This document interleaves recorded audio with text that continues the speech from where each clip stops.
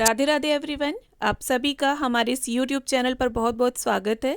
तो आज की इस वीडियो में मैं आप सभी को गणगौर तीज की बहुत ही सरल पूजा विधि करके दिखाने वाली हूँ। तो देखिए, गणगौर तीज का व्रत वैसे तो जिस दिन होलिका दहन होता है उसके अगले दिन, जिस दिन हम रंगों से होली खेलते हैं, उस दिन से शुरू होकर पूरा 16 दिन के लिए ये व्रत त्यौहार मनाया जाता है। लेकिन किसी कारण से अगर आप 16 दिन का ये व्रत रखें ना रखें, 16 दिन पूजा करें ना करें, तो जो मेन इसकी पूजा होती है वो चैत्र मास के कृष्ण पक्ष की तृतीया तिथि को होती है, जिसे गणगौर तीज भी बोला जाता है और कहीं कहीं पर इसे बड़ी तीज भी बोला जाता है। तो गणगौर तीज का जो आखिरी दिन का मुख्य व्रत पूजन है वो साल 2024 में 11 अप्रैल दिन गुरुवार को किया जाएगा।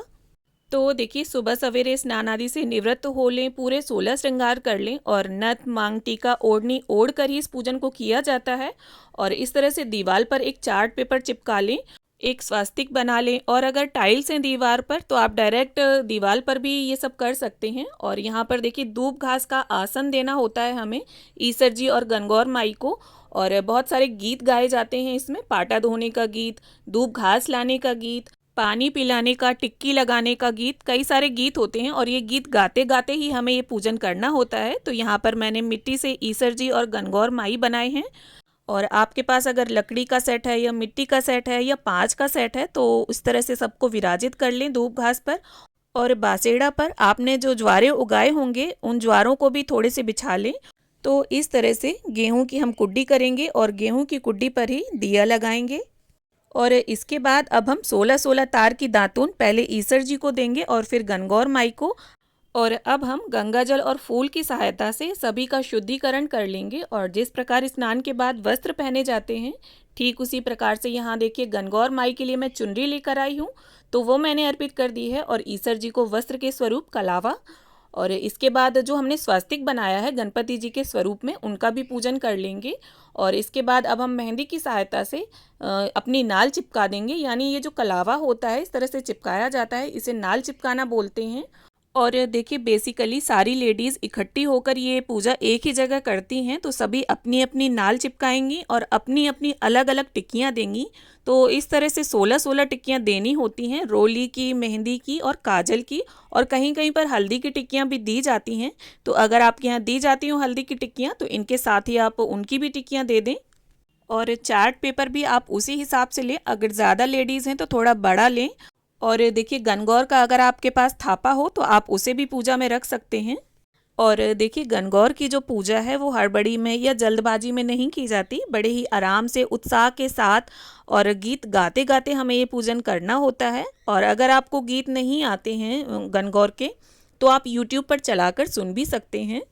और देखिए, पुराने समय में तो दीवार पर चौका लगाकर ये टिक्कियाँ दी जाती थी, पर अब चार्ट पेपर लगा लिया जाता है। और चार्ट पेपर का एक फ़ायदा ये भी है कि इसे विसर्जित करने में आसानी होती है। तो अब हम ईसर जी और गणगौर माई को रोली से टीका करेंगे, काजल लगाएंगे और मेहंदी लगाएंगे। और देखिए, जो ईसर गणगौर को आपने लगाया है सुहाग का सामान, वो शगुन के तौर पर आप खुद भी लगा लें, चाहे आपने एक दिन पहले ही मेहंदी लगा रखी हो, लेकिन फिर भी गणगौर पूजते समय आप ये सब ज़रूर लगा लें।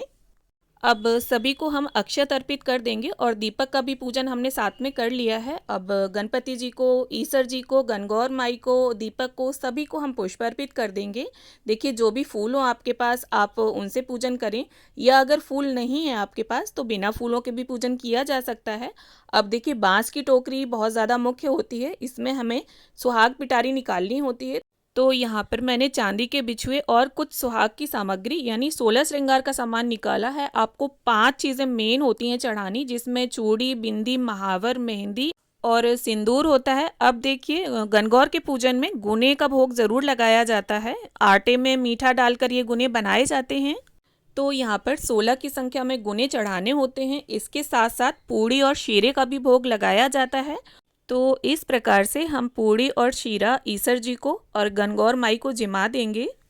अब देखिए, कहीं कहीं पर आटे में मीठा डालकर गोलियां बनाई जाती हैं, जिन्हें फ्राई किया जाता है और उबाला जाता है, और उन्हें कच्चे पक्के फल बोला जाता है। तो इस प्रकार से जिमाने के बाद अब हम ईसर जी को और गणगौर माई को पानी पिला देंगे। अब इसके साथ ही जल से भरा हुआ हम एक कलश रख लेंगे और हाथ में 16 गेहूं के दाने लेकर हम गणगौर तीज व्रत की कथा पढ़ लेंगे या सुन लेंगे। अब देखिए, अगर लेडीज़ ग्रुप में कर रही हैं पूजा, तो कोई कथा कह रहा है, कोई सुन रहा है, तो काफ़ी अच्छा लगता है और ऐसे पूजन ग्रुप में ही अच्छे लगते हैं। तो अगर आपके घर में 42 साल की या कोई कुंवारी लड़की पूजा कर रही, तो उन्हीं के साथ आप ये पूजन करें, या आपके आस पड़ोस में सोसाइटी में कोई 16 दिन की गणगौर बैठा रहा हो, तो आप वहीं पर इकट्ठे होकर ये पूजा कर लें।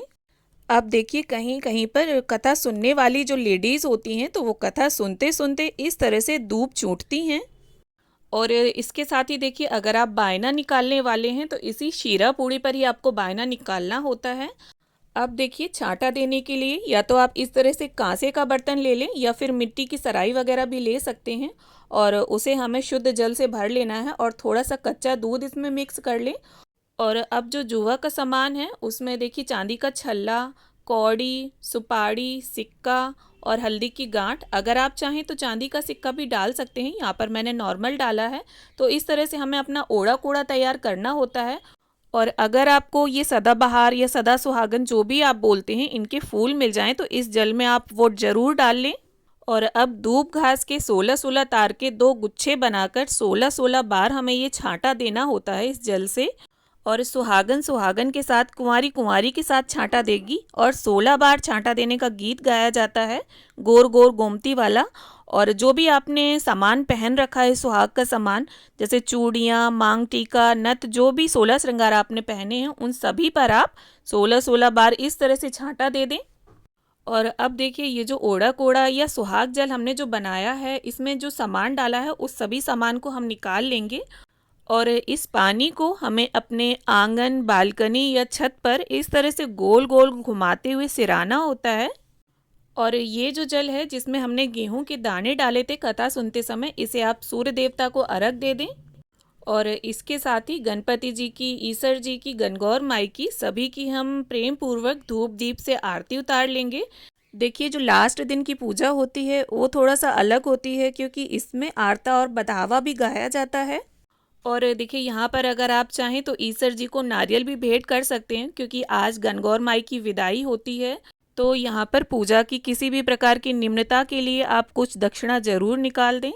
और इसके बाद हाथ जोड़कर गणगौर माई और ईसर जी, जो कि शिव पार्वती का ही स्वरूप हैं, उनसे प्रार्थना कर लेंगे कि वो हमारे सुहाग की रक्षा करें और हमें अखंड सुहागवती रखें। और पूजा में अगर किसी भी तरह की कोई भूल चूक हो गई हो, तो हमें क्षमा करें। उम्मीद करती हूँ गणगौर पूजा की ये सरल सी विधि आप सभी को ज़रूर पसंद आई होगी। वीडियो अगर अच्छा लगे तो इसे लाइक शेयर करें और चैनल को सब्सक्राइब कर लें।